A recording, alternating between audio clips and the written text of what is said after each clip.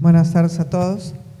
Rosemary, es un gusto enorme el tener la oportunidad de estar esta tarde conversando contigo, conversando con los que están aquí acompañándonos.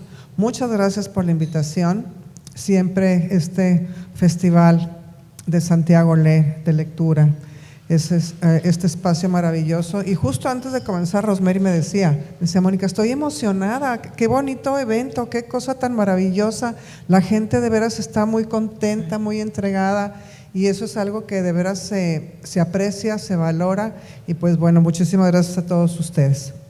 Yo quisiera, antes de entrar a hablar de 13 millas de Granada, este ensayo maravilloso desde el inframundo, hablar un poco sobre este otro libro que es El agua que mece el silencio. Este libro Rosemary lo escribe, lo publica en el 2016. En una prosa poética de imágenes potentes y variados recursos literarios, imágenes que escurren, imágenes de barcos, imágenes que forman huecos, imágenes donde hay un mástil, donde una madre se convierte en un capitán. Es un universo que ella crea y recrea a través de la palabra y lo hace de una manera magistral. En estos variados recursos que Rosemary utiliza, ella retrata una realidad descarnada y sobrecogedora. Nos muestra el rostro de la guerra a través de los ojos de dos niños, dos amigos de distintas religiones que no entienden de estas diferencias. Ismael es musulmán y Alberto es judío cristiano. Uno no entiende de velos en el rostro de la madre y el otro le disgustan los restos impuestos. Para ellos, la vida es el juego diario, el salón de clase, la revista de mujeres desnudas que a escondidas otean. La imaginación desborda a los personajes y con un ritmo vertiginoso nos llevan hacia su interior. También están las voces de sus hermanos mayores, Ivette y Simón. Ellos se buscan, se atraen, sienten. Historias que se entrelazan perfectamente para darnos muestra de ese mundo tan tremendo y habitado por la guerra. Y yo me voy a permitir aquí leer un pasaje que realmente es sobrecogedor. Y fue en esa dirección, al otro lado del Mediterráneo, donde nace Europa y sus guerras, que empecé a vislumbrar una flama. Después vi 2 y 3 y 7 y 100 y 500 y 1000, y vi que eran numerosas y eran como infiernos. Dejaban salir el tizne humano, el humo que confirma la muerte. La luz emitida por esos hornos me cegó y decidí abrir los ojos. A pesar del bloque de hielo, del odio de los padres de Ismael, de las cuerdas que me tenían atada la noche, a mi casa, a mi habitación, a mi cama. Aterrada busqué el regreso, pero no encontraba el camino. Tuve que esquivar algunas fronteras y evitar tropezarme. La vía se hizo burda, rocosa, agresiva. Los árboles estaban secos y se formaban para tapar el camino. Descendí por las piedras del muro sin dejar caer los lamentos. No hay que olvidar, oí el eco de mi madre. Ese fuego mató a los nuestros. No hay que olvidar. Me repetía cuando yo la cuestionaba, cuando recorría los senderos y las fronteras, cuando unas venas de hielo circulaban por mi sistema. Su voz se tropezaba con la mía, la enfrentaba, peleaba con ella, se imponía. De los 10 apartados del agua que mece el silencio, el último me pareció un capítulo hermoso. Es el de la tía Zeina.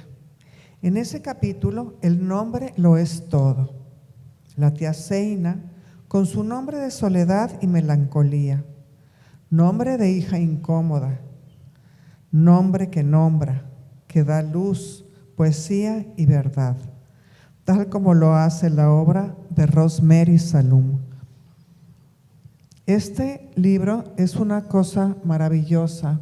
Es como abrir una ventana y ver desde ese punto, desde ese sitio seguro, lo que es el horror, lo que mata, lo que mutila, lo que puede llegar a ser a una criatura.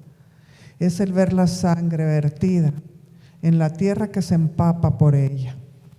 Es un regalo que ahorita en un momento más voy a hacer algunas preguntas a Rosemary y luego les voy a pasar el micrófono a ustedes para quien quiera también hacer alguna pregunta.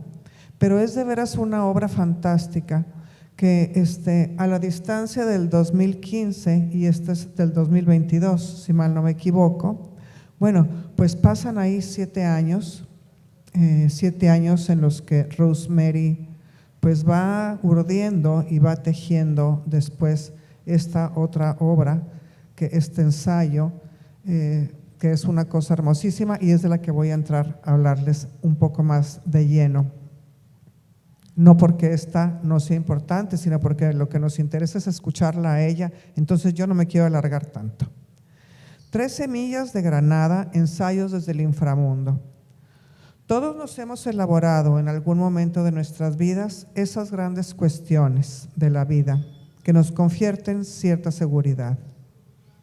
En 3 semillas de granada, Rosemary Salum nos regala, nos abre la intimidad de su experiencia personal para reflexionar con nosotros sobre el ser, la identidad, el lenguaje, el exilio, la migración, la expatriación.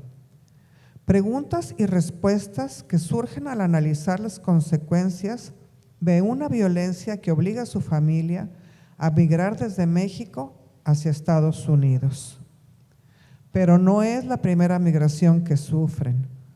Muchos años antes, los abuelos habían dejado el Líbano para encontrar en México un resguardo de la guerra, de una guerra, de esta guerra. 3 países, 3 lenguas, 3 nacionalidades, 3 geografías, 3 sociedades, 3 costumbres como semillas de granada amalgamadas en una sola identidad. 3 semillas de granada, ensayos sobre el inframundo, editado por Vaso Roto en 2020, se distribuye en 8 capítulos, algunos de ellos con subapartados. Yo voy a hablar solamente sobre algunos de ellos, justo para no alargarme tanto. Mediante imágenes hilvanadas con hilos de la memoria, Filminas es un retrato íntimo de las repercusiones de la violencia del 98. Esa violencia que vivimos y que sufrimos todos y que obliga a la familia de Rosemary a migrar de Tamaulipas para establecerse en Houston, en un vaivén del presente al pasado, a un pasado que define a un salón de clase y a la historia de un país que no es la suya. Porque esa historia es ajena, no es la que le contaron sus padres. Esa historia no tiene raíces. En Filminas hay una enorme carga de otredad, ese sentimiento de la no pertenencia y de la desmemoria impuesta como un medio de asimilación. Me llamó mucho la atención un pasaje donde la escisión social después del 9/11 genera un cambio en Estados Unidos, que surge este cambio y esta escisión justo por el color y la raza.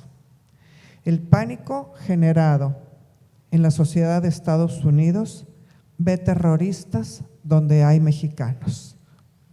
Frente a la violencia de las preguntas amenazantes de la autoridad migratoria, ¿de dónde eres? ¿De dónde son tus padres? ¿Y de dónde tus abuelos? Rosemary reflexiona sobre ese empeño en el origen, sobre la necesidad de pararse en la tierra de los ancestros y desde ahí emitir juicios sobre la realidad. Y dirá en la página 24, el destierro trae consigo la desmemoria, es una desmemoria impuesta. Sartre dice que la realidad existe gracias a la mirada del otro, pero si esa mirada nace de la ignorancia, y hay que portarla con camisa de fuerza, la realidad se desvirtúa. En Estados Unidos, continúa, soy una hispanic, así en inglés.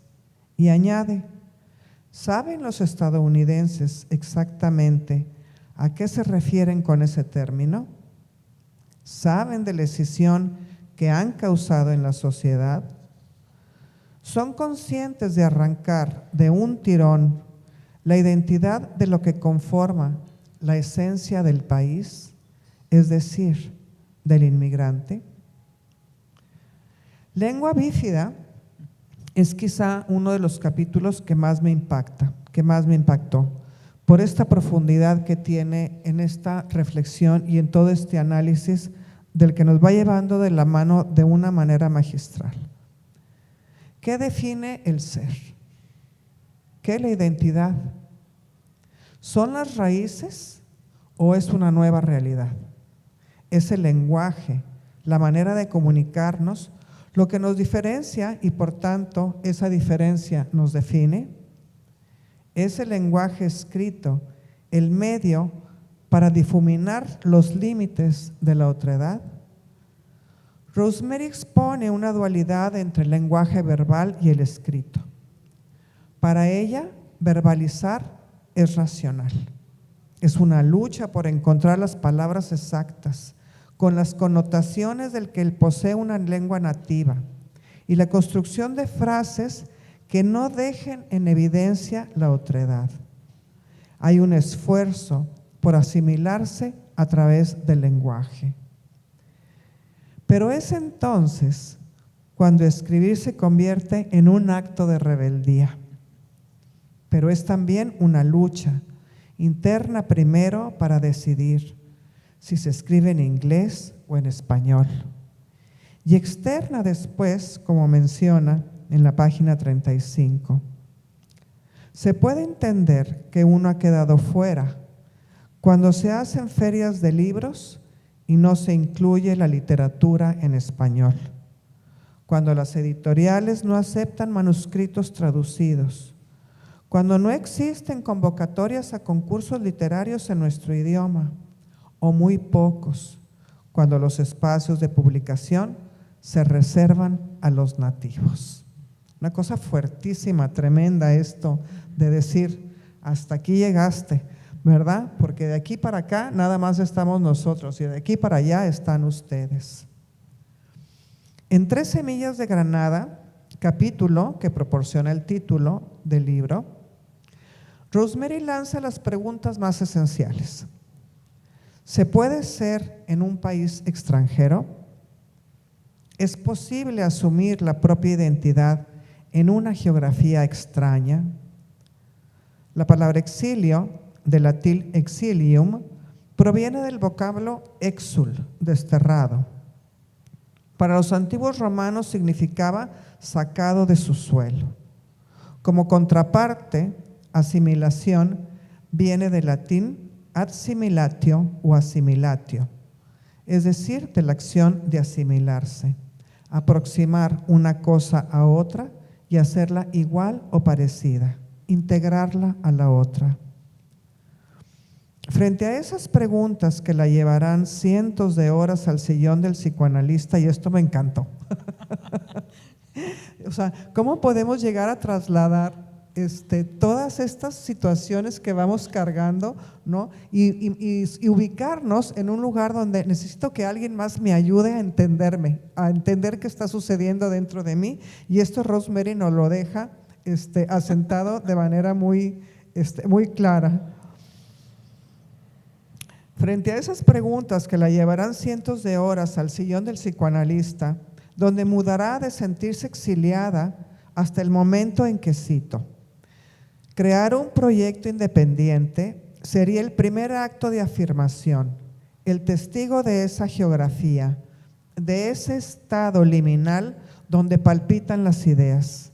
Sería la forma de comenzar a navegar entre mundos. Me pongo chinita nada más de pensarla y de imaginarla, de donde está esta línea tan marcada, y ella con este proyecto viene y la borra, ¿verdad? Una cosa maravillosa. Es entonces que literal nace como un puente cultural que conecta América Latina y Estados Unidos. Autores, manifestaciones artísticas y culturales de ambos mundos para convivir en las páginas de una revista. La experiencia de Rosemary no es exclusiva. Otros autores han pasado por circunstancias que los han orillado a exiliarse. Y ella mencionó a varios, a Sergio Ramírez, también Gioconda Belli, no la mencionas, pero es un caso también. O sea, otros autores que se han visto obligados por una u otra razón a dejar la propia tierra y a irse a vivir a países ajenos. Como menciona en la página 94, con las sutilezas que cada una de estas definiciones implica, ya sea por posturas políticas para resguardarse de la guerra o como quien decide salir de su tierra como inmigrante, y esto refiriéndose a exiliarse, a refugiarse o a expatriarse. En 3 semillas de Granada encontramos a la poeta, a la narradora, a la mujer inteligente que escudriña, disecciona toda una experiencia en torno al ser, al lenguaje, a la identidad, al exilio, a los expatriados, a los refugiados y también a la situación política de los países que irónicamente los albercan y discriminan al mismo tiempo. Entonces, un aplauso por favor para Rosemary.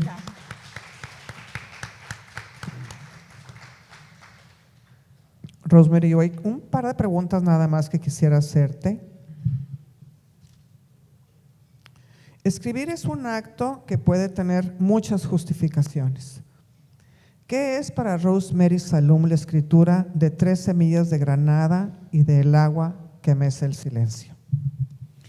Bueno, pues antes que nada, Mónica, muchísimas gracias por esta lectura tan cuidadosa, tan emotiva para mí, pero además tan empática, ¿no? Porque es difícil poder traducir la experiencia que uno vive en el extranjero, poderla traducir a uno mismo y además a nuestros paisanos, a nuestros colegas, a nuestra propia gente. Entonces, en ese sentido, bueno, agradezco mucho esa lectura y también quiero aprovechar para agradecerles a todos los organizadores de Santiago Lee, porque estoy realmente impresionada con este festival de lectura. No me esperaba nada así, además del lugar tan hermoso, la calidad de participantes, la altura que han logrado en este festival es para dejarlo a uno como un poquito o bastante boquiabierto. He estado participando en otros festivales, incluso hasta Dubái, ¿no? Hasta en otras partes del mundo, y esto está a la altura de esos festivales, así que muchísimas gracias. Sé el trabajo que cuesta hacer esto, yo misma he organizado eventos y me parece que es realmente un trabajo de mucho amor y muy bien hecho. Así que muchísimas gracias. Y agradezco también a Vaso Roto por esta acogida en su catálogo. Para mí es un privilegio estar en el catálogo de Vaso Roto. La labor que está haciendo Janet, Ana y todo su equipo es impresionante, así que lo agradezco. Voy a hacer un anuncio que no debería, pero la única forma de apoyar estos proyectos no es comprando los libros, pero es que es así, ¿no? Como funciona todo esto. Yo los invito a que después puedan adquirir los libros, pero dicho todo esto, Mónica, muchísimas gracias. Y bueno, paso a contestar la pregunta. Escribir se vuelve un acto fundamental en la propia existencia. Cuando uno está pasando por estas cosas, ¿no? Por ejemplo, en el caso del agua que mece el silencio. Mi hija estaba visitando Líbano cuando vino la guerra entre Líbano e Israel. Fue una impresión que yo creo que al escribir el libro apenas empezó como a poder sacar todo esto, ¿no? que estábamos viviendo mi esposo y yo. De pronto de estar viviendo en México o de estar viviendo, no sé, ¿no? La vida que todos vivimos, la rutina, de pronto una situación así nos hacía pasar a las filas y al grupo de personas y sobre todo al grupo de madres que están viviendo el horror de poder perder a un hijo en la guerra, ¿no? Entonces imagínense que bueno, estamos nosotros en México y pues estamos haciendo nuestra vida normal y esto y lo otro, lo demás allá, y de pronto, un instante a otro, uno empieza a temer por la vida de los hijos en una guerra al otro lado del mundo, ¿no? Y que de pronto nos está tocando la puerta. Y es empezar a vivir ese horror junto con esas madres que viven en el Medio Oriente, ¿no? Y que ahora, por ejemplo, lo estamos volviendo a ver en esta guerra, ¿no?, entre Israel y Palestina, ¿no? Es la cantidad de muertes de los niños, que no hay razón intelectual, no hay poder intelectual, no hay lenguaje que pueda uno expresar que pueda justificar eso, ¿no? Entonces, este libro surge así, con esta necesidad, para poder hablar de ese horror. Y claro, el libro se cuenta de las voces de los niños, ¿no?, como lo decía Mónica. En el caso de las 3 semillas de Granada, la escritura se vuelve muy importante también como una forma de poder entender el mundo que de pronto en el que uno se encuentra inmerso. ¿Cómo uno puede entender, ¿no?, en primera, este desarraigo, ¿no?, creo que nunca tuvo más sentido esa palabra, el desarraigo, ¿no?, las raíces, sacarlas de la tierra, esta tierra donde nos hemos plantado aquí en México, ¿no? Tenemos echadas las raíces, son raíces móviles, porque entonces vamos para acá, vamos para allá, vamos al súper, salimos con los amigos, entonces son raíces que se mueven, pero están ahí metidas en la tierra. Y claro, de pronto uno se da cuenta que esas raíces se salen de la tierra y quedan volando, y entonces no hay un lugar donde uno pueda, cuando uno sale al extranjero, cuando uno sale a vivir en Estados Unidos, no hay un lugar donde uno pueda acomodar esas raíces, donde uno pueda enterrarlas en una tierra nueva, porque esa tierra se niega a aceptarnos y nos desconoce de todas maneras, nos desconoce desde el lenguaje, nos desconoce desde la propia identidad, nos desconoce desde esto que somos, ¿no? Nos desconoce las cosas más íntimas, como ser la mamá de, la esposa de, la prima de, la nieta de, ¿no?, que nos orgullece tanto acá en México. Bueno, ¿quién eres? Bueno, mira, yo soy la hija de, ¿no? Y esta forma, además, cómo utilizamos esas formas para relacionarnos con la gente. Bueno, eso no existe, se desaparece. Y además empiezan a participar estos otros elementos que uno jamás había experimentado, que tienen que ver con si uno tiene el pelo, o la cara, o las facciones, o el color, o el acento, cuando uno habla el otro idioma. Entonces esos elementos empiezan a jugar en nuestra propia contra.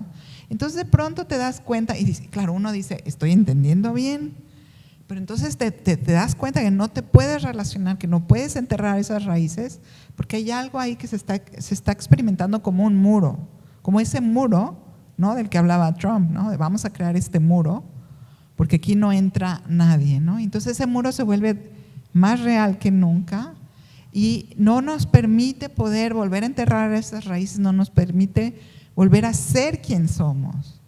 Y entonces esa afectación se va sintiendo a muchos niveles. Primero es, ay, me da pena porque tengo acento y estas cosas, y después es, me da pena porque entonces mi cara no entra en lo que ellos están viendo, mi acento no entra, mi forma de ser, mis costumbres. Y entonces uno empieza a justificarse de absolutamente todo. Entonces si a uno le invitan a tomar un café, uno llega con las galletas, con la botella de vino, ¿no?, que acostumbramos acá, y entonces uno se tiene que justificar hasta en eso. Ay, mira, es que perdón, pero es que te traigo esto, bueno, es que en mi país uno no llega con las manos vacías a casa de nadie, ¿no? Esto que es para uno tan elemental, ¿no?, tan de nuestras costumbres, esta generosidad que nos inculcan desde que somos chiquitos, ¿no?, de déjame, te hice estas galletitas, estoy agradecida, estoy contenta, estoy feliz de poder estar con ustedes compartiendo. Hasta eso lo tiene uno que justificar. Entonces es un desprendimiento de la realidad a niveles muy profundos, a niveles de identidad, que uno no vive en México, porque uno es de México, porque uno pertenece a México, porque uno se siente abrazado por México. Y cuando uno llega allá se siente uno desnudo, se siente uno solo, se siente uno desarraigado. Y esa impresión tan fuerte es la única manera de poderlo sacar, al menos en mi caso, fue a través de la escritura, porque era una forma como de primero entender qué estaba pasando. A ver, pero espérame, ¿no? ¿Qué está pasando? ¿Por qué no estoy entendiendo? ¿Por qué no me están entendiendo? Realmente hablo tan mal, sé que tengo mucho acento, pero así que no se pueda ni entender. Pero no es el idioma lo que no están entendiendo, ¿no? Es esta extranjería, es esta otredad que empiezan a desconocer y desconocen a través gracias a la ignorancia. Y es un poco gracias, Mónica, que leíste ese pasaje, porque es un recordatorio, ¿no?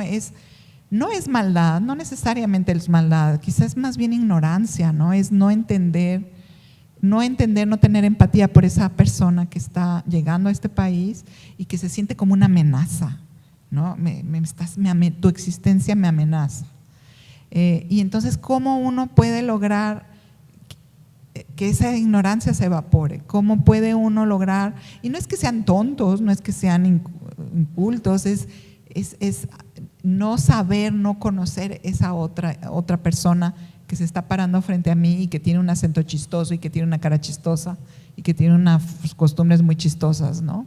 Entonces la escritura en ese sentido se vuelve un refugio y se vuelve un hogar también, y eso también lo hablaba en el libro. Se vuelve un hogar porque empieza uno a apreciar cosas que antes no apreciaba, porque uno las da por hecho, porque ni siquiera se han confrontado, porque somos de aquí, porque vivimos aquí, porque nos entendemos, ¿no? Hay todos estos códigos sociales que nos entendemos muy fácilmente, pero que allá uno descubre que no se están entendiendo.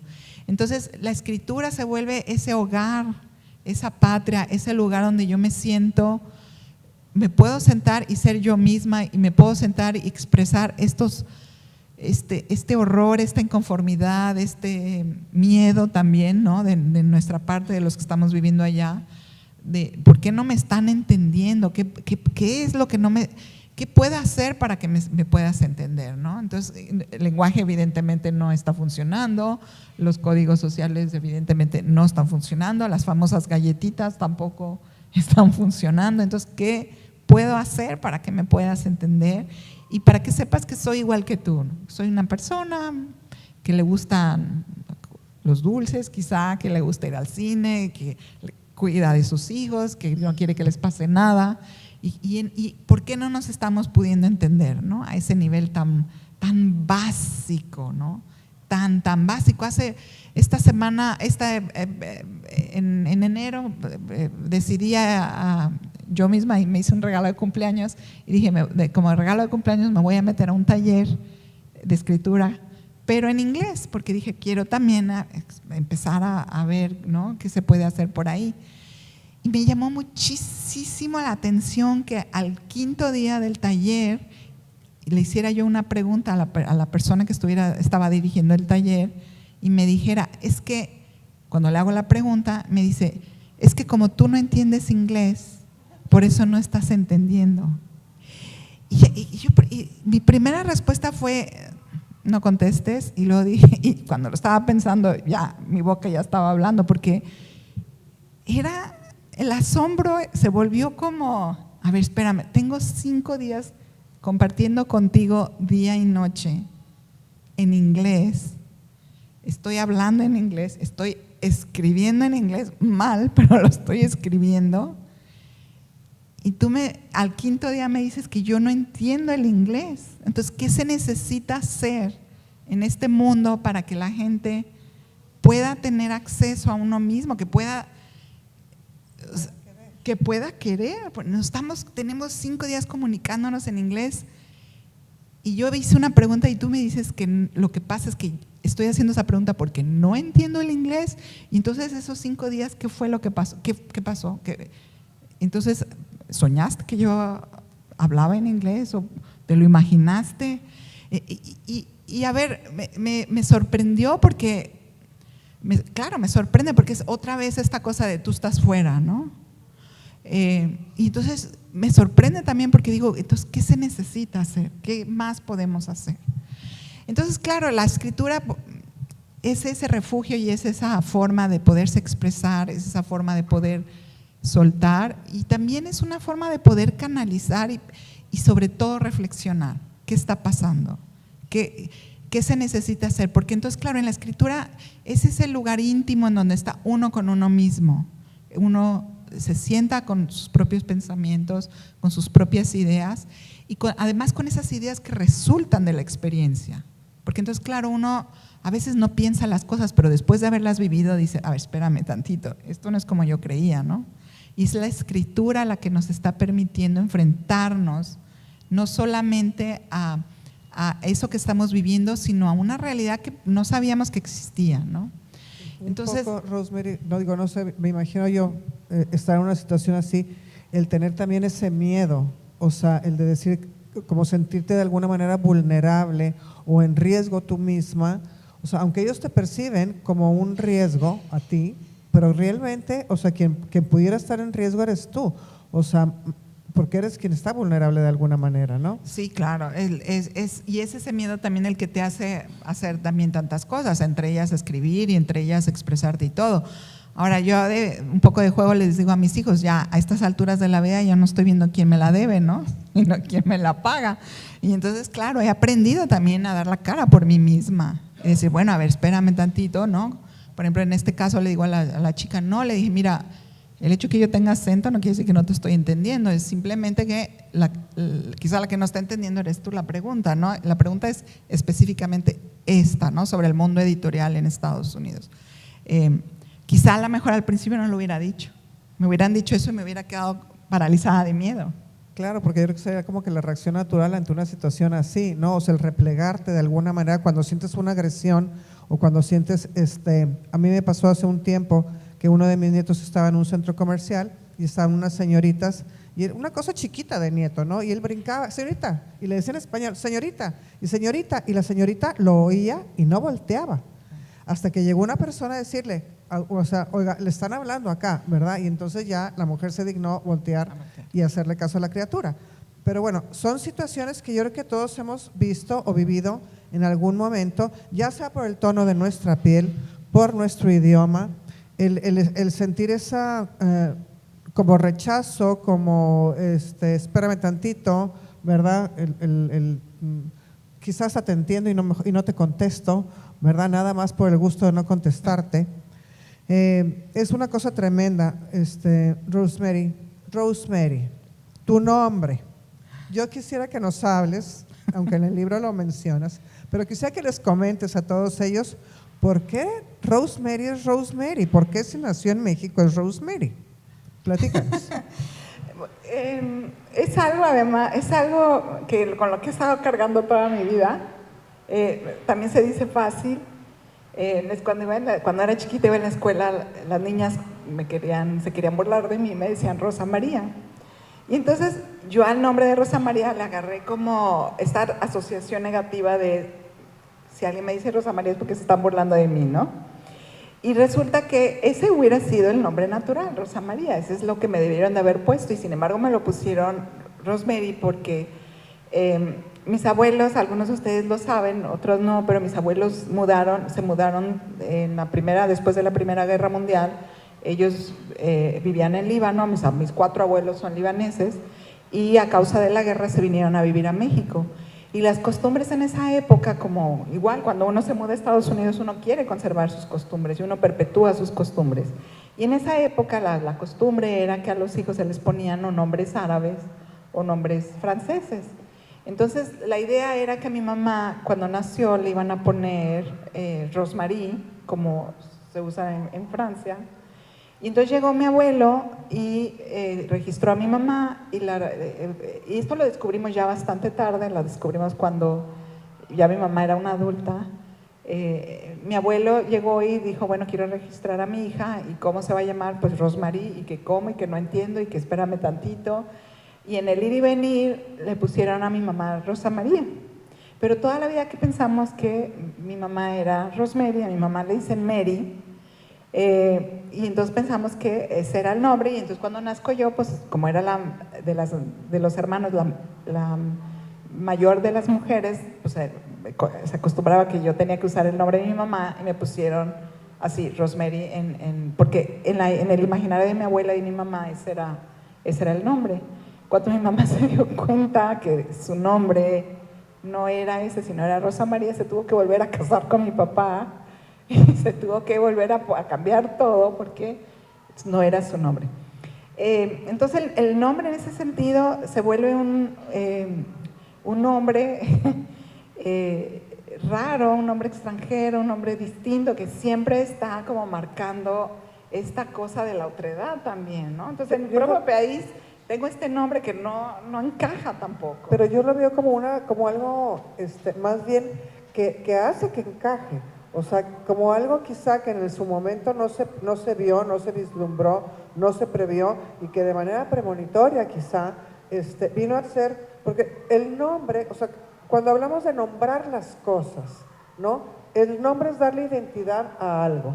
Entonces, Rosemary, o sea, tu nombre es algo que ya te estaba marcando desde niña, desde antes, desde el momento de nacer, a un destino que no iba a ser México, ¿verdad? O sea, había ya esa ruta establecida, ese camino que ya estaba marcado para ti. Y gracias a que tú estás allá y al trabajo que has estado haciendo con Literal, pues es una identidad que estás marcando también para otros. Entonces, tu nombre no solamente es tuyo, Rosemary, tu nombre es algo que se ha hecho como esta ola o que se ha abierto de alguna manera para muchos otros mexicanos o latinoamericanos que están pues viendo en Latin un camino y una vía para borrar esa frontera. Sí, hasta cierto punto es cierto, es como que hubiera sido algo premonitorio, ¿no? Sí, como de esas cosas donde la vida se burla un poco de uno, ¿no? Que pasan cosas y uno se da cuenta de la vida está jugando contigo, tú crees que tenías todo en orden y no es así. Y resulta que no. No sé cuánto tiempo tengamos todavía, a mí me gustaría hacerle una última pregunta y pasar el micrófono a los ¿sí? ¿Sí puedo? ¿Una? ¿Y ya? Muy bien. En algún momento, y ese es un tema que se me hace bien importante, tú comentabas que no te dejaban estudiar. Háblanos de eso, porque es esta lucha que como mexicanos, como mexicanas, algunas tuvimos. A mí tampoco me dejaban estudiar. Entonces, es algo que no sé si se queda dentro de la cultura mexicana que se va al extranjero, si sigue vigente allá o si no es vigente, si esto te ayuda. O sea, platícanos un poco de esto, Rosemary. Hace rato hablaba de esta perpetuación de las costumbres, ¿no? Cuando uno se desarraiga, cuando uno sale del país propio, otra de las cosas a las que uno se aferra son a las costumbres, es lo único que te puede mantenerte en función, o sea, mantenerte funcionando en la vida diaria. Es una forma también de un ancla, ¿no? Uno se siente fijo en algún lado a pesar de que las aguas se están moviendo mucho. Y entonces el tema, digamos, del estudio, cuando mis abuelos vienen a México, vienen cargando estas costumbres, ¿no? De las mujeres tienen que quedarse en casa, no es bueno estudiar. Una tía me decía que su papá, o sea, directamente su papá les dijo, no van a estudiar las mujeres porque si no, no se casan. Y la tía me lo dijo súper convencida, me dijo, y mira, de mis hermanas, las que estudiamos, no estudiaron, nos casamos, y de mis hermanas, las que sí estudiaron, no se casaron. Entonces, claro, ahí hay una cosa que se encuentra su reflejo con la realidad. Efectivamente, si las niñas estudian, no se van a casar. Entonces, yo cuando llego a la adolescencia y a la adolescencia, empiezo a planear, pues nada, ¿dónde voy a estudiar? ¿En qué universidad? ¿No? Como todas las chicas normales.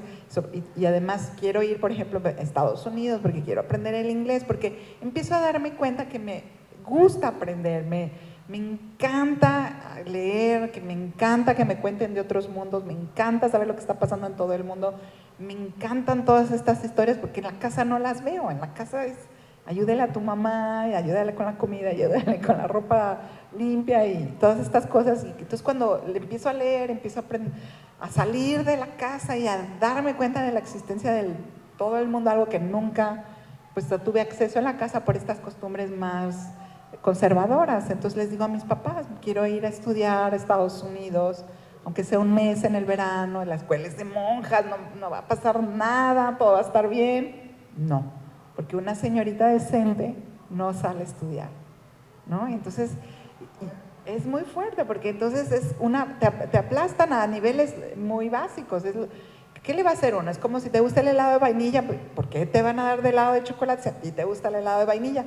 ¿Qué control tiene uno sobre eso? Ninguno.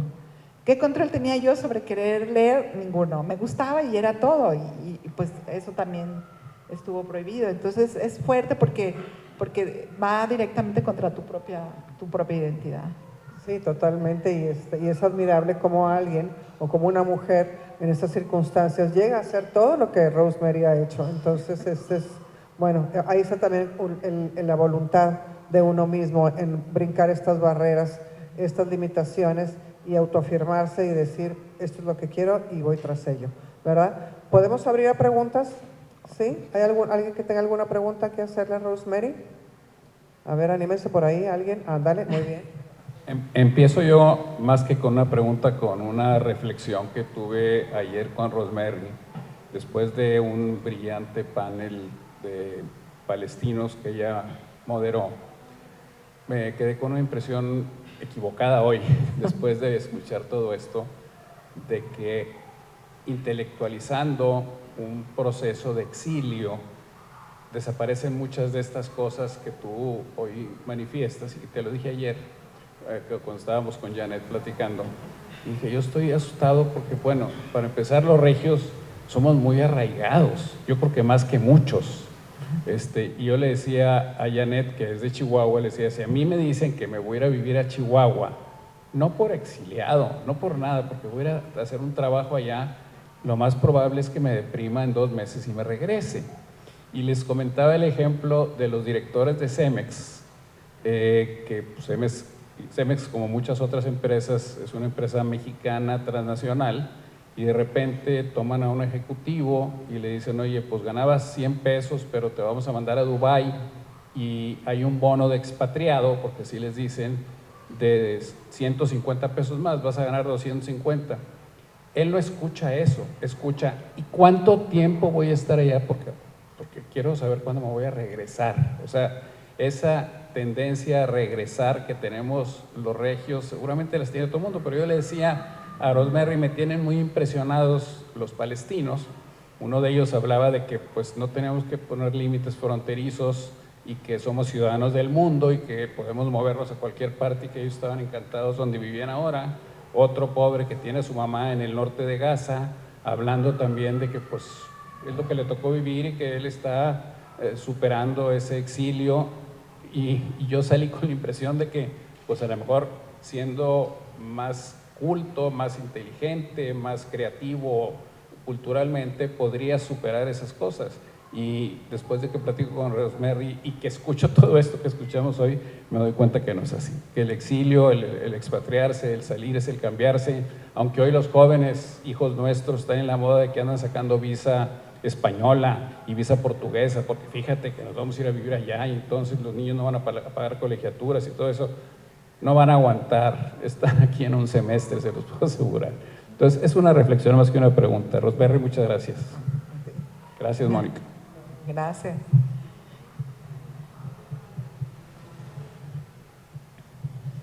Muchas felicidades a Rosemary, a Moni por esta presentación que nos están obsequiando. Y precisamente abonando al comentario del compañero, la reflexión que yo quiero compartir es, yo soy de origen michoacano, soy mexicana y aún me vengo a casar y aquí estoy en Monterrey, y aún siendo de otro estado, uno siente ese desarraigo, no nada más de ir a un país o a otro, que me ha tocado muchas veces estar en otro lado, y creo que aquí también hay ese prejuicio o idiosincrasia o falta de apertura, no sé, de los círculos a veces, y uno sí lucha contra eso, pero creo que más que dejar el hueco de la añoranza de regresar a la tierra, aún uno se vuelve más fuerte. Entonces ahora que te estoy escuchando, y pues vienen muchas imágenes a mi cabeza, y sí tengo pregunta, el origen de los títulos de tu libro. Ay, bueno, pues es muy buena pregunta.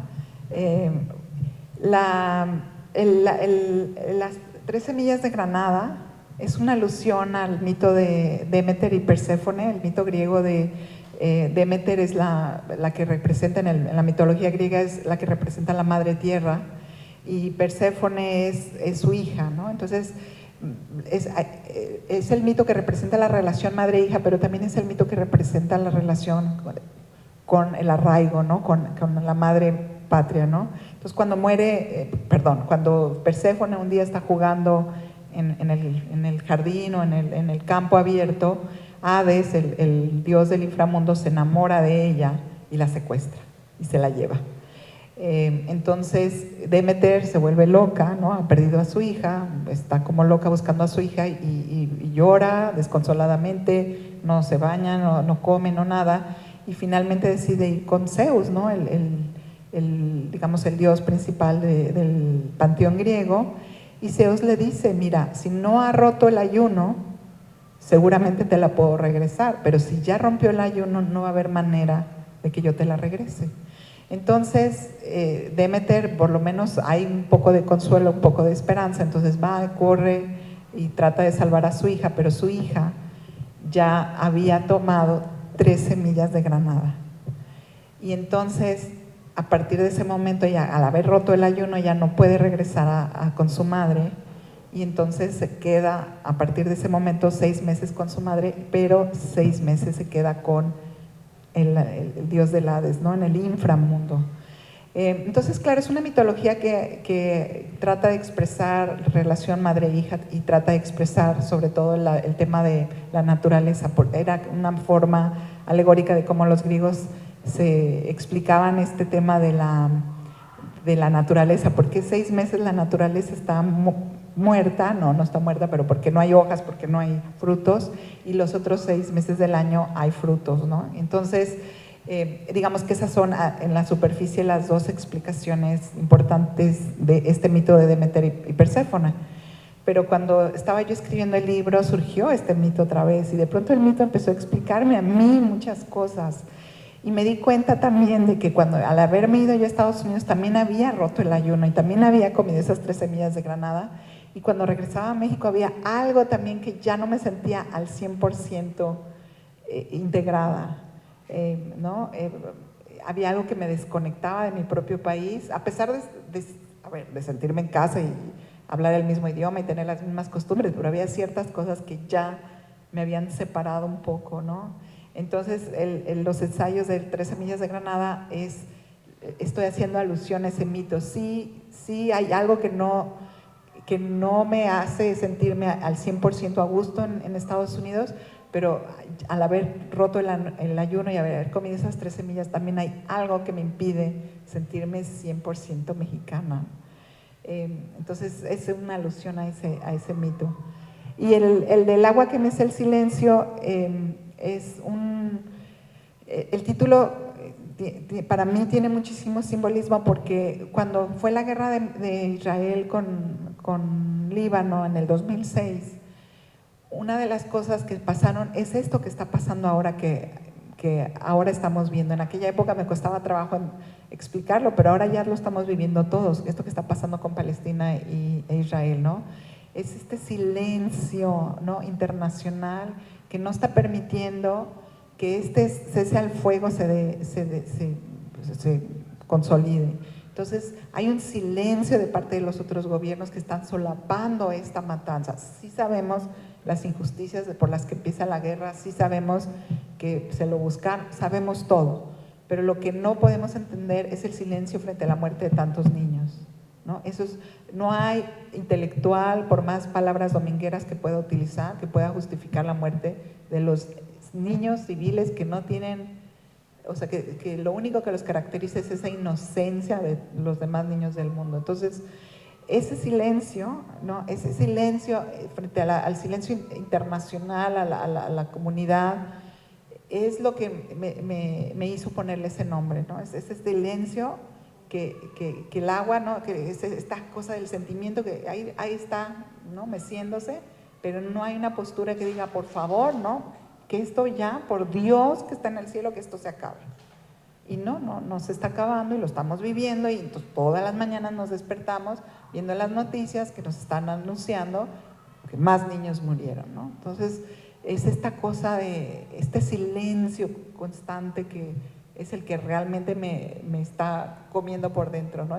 Yo creo que a todos nos mortifica cada vez que vemos, ya no queremos ver las fotos, más bien, ya no queremos porque, ¿y qué podemos hacer? Es la impotencia, ¿no?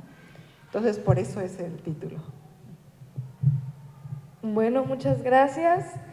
Muchas gracias al público por sus preguntas. Y entonces ahora queremos agradecer a nuestras participantes y se les va a hacer entrega de las constancias de participación en el programa cultural del Festival Santiago Lee 2024. Un aplauso, por favor. Las invitamos, por favor, a bajar para hacer entrega. Buenas tardes nuevamente.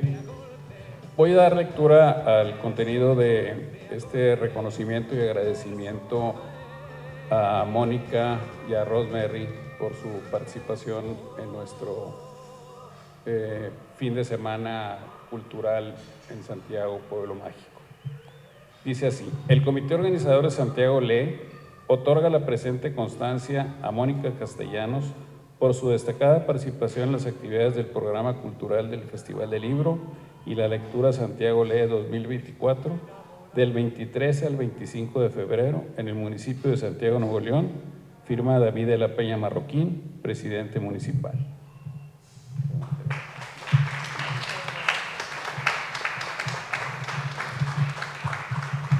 Como todos dicen lo mismo, no voy a volver a leer el de Rosemary, pero pues estamos muy contentos por su presencia y participación. Mónica, nos vemos el año que entra, a lo mejor tú también, así que serán muy bienvenidas a nuestro siguiente certamen y te hago entrega.